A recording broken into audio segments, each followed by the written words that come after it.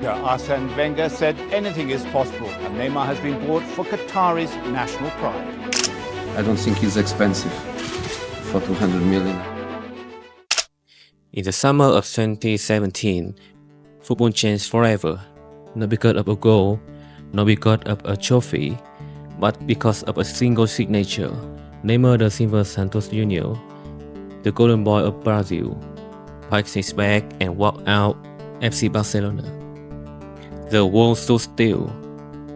222 million euros, the most expensive transfer in history. The heartbeat of Barcelona's future has just been ripped away.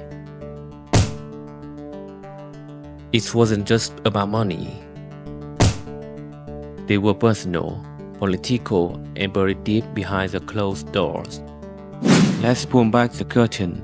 What really happened between Neymar and Barcelona wasn't just a transfer. It was a ticking time bomb of betrayal, broken promises, and a thirst for greatness that burned too bright.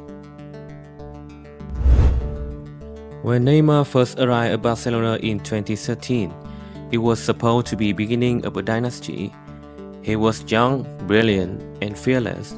Alongside Messi and Suarez, they built the deadliest front three football has ever seen. The MSN era was electric. Goals came like thunder. Trophies followed. Fans were in love. But there was always one problem. Neymar wasn't the king. No matter how many goals he scored, how many defenders he stand past, it was always about Messi. Leo was the song of Barcelona. And Neymar? A prince, yes, but never the ruler. After this Mexico 6-1 comeback against PSG, Neymar should be in the face of the night. He scores twice. He carries the team. He creates history. But by the next morning, all the headlines belonged to Messi. Neymar smiled in public, but something inside him cracked. He wanted more, not just more goals or more trophies. He wanted to lead, to be the one, and deep down, he knew he would never have that in Messi's shadow. Here's where things get ugly. In 2016, Neymar signed a new deal with Barcelona. Part of the deal includes a loyalty bonus, tens of millions, promised to him and his father. But when PSG came knowing the following years, Barcelona froze the second part of the bonus. There's a reason. Neymar wasn't loyal anymore. He wasn't negotiating behind the back. From Neymar's side, it felt like a stab in the back. The club he has given everything to suddenly turn on him. His father, who asked as his agent, was furious. They said Barcelona owed them that money, no matter what. What followed was a legal war. A loyalty bonus turned into lawsuits, courtroom, and headlines. At one point, Barcelona even demands Neymar return money he has already been paid. This wasn't football anymore. It was business. Cold, ugly business. And Neymar, he was done. If the club didn't believe in him, if they didn't honor their word, why should he stay? Then came to Paris. Glorious, golden, powerful Paris. PSG didn't just want Neymar. They need him. Backed by quarter billions, PSG has a plan. Buy the biggest star in the world and finally control the Champions League. Neymar wasn't just a player to them. He was a symbol, a brand, a revolution. So they paid the 222 million euros. Every cent. They made him the most expensive player in history. They handed him a fortune. But more importantly, they have handed him the spotlight. In Paris, Neymar wouldn't play second fiddle to anyone. For a moment, everything looked perfect. Neymar arrived with his firework. He danced through League One like a magician. He has his own team, his own fans, his own city. But soon, the dream began to crack. Football is cruel. Just as Neymar found his rhythm in Paris, injuries began to haunt him. Again and again, ankle, foot, hip, one by one, his body betrayed him. The big games he was brought in for the Champions League knockouts, he missed too many of them. Frustration grew, so did the pressure. Inside the PSG dressing room, the mood shifted.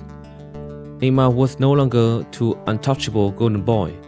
Kylian Mbappe was running fast, and many began to see him as a true future. Neymar had his moments, yes, but the crown, it was sleeping. He was meant to escape Messi's shadow, but instead, he found himself fighting new goals, injury, doubt, and a growing feeling that maybe, just maybe, he has taken the wrong path. But while the world talked about Neymar's goal and injury, something darker was happening in the background. Years after the transfer in 2024, French police raided the country's final ministry. Why? Because of Neymar, or more specifically, the tax deal and political favor allegedly tied to his transfer. Documents leaked, tests surfaced, allegations flew. People whispered that PSG has used their political connections to avoid paying massive tax fee on Neymar's deal, that the French government may have looked the other way, that state power has helped bring Neymar to Paris. No arrest, no financial verdicts, but the message was clear. This wasn't just about football anymore. It was about money, influence, and quiet power placed behind velvet curtains. Meanwhile, back in Spain, Barcelona was crumbling. Losing Neymar would be manageable. They had Messi, they had history, but instead, the club spiraled in chaos. The money they received burned through on failing signings, massive waste, poor leadership, and worse, Messi left too.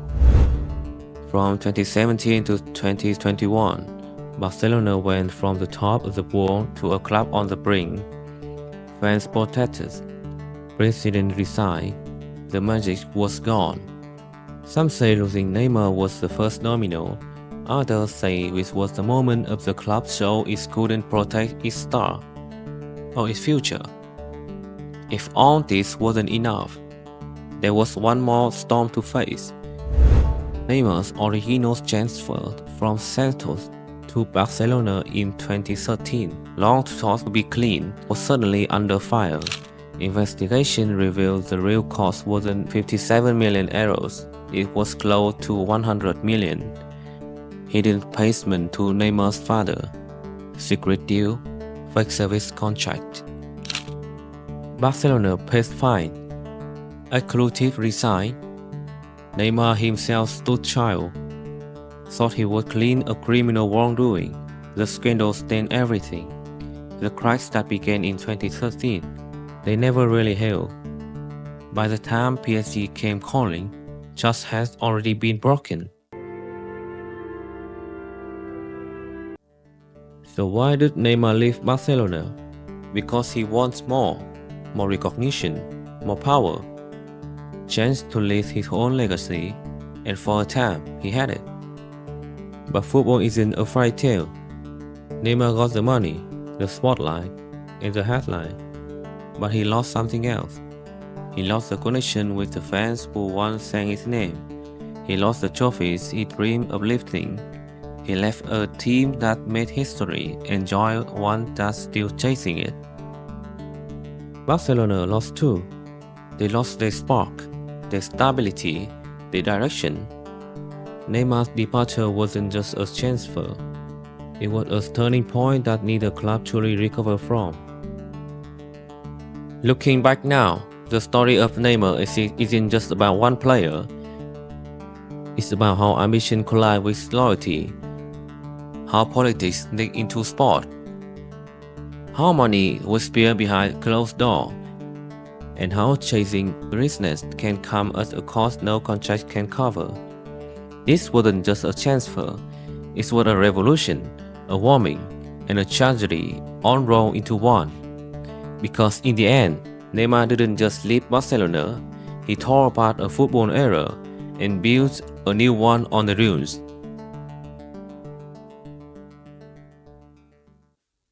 That brings us to the end of the video. If you enjoy it, don't forget to leave a like and subscribe. It really helps us to keep creating more content like this. Thanks so much for watching.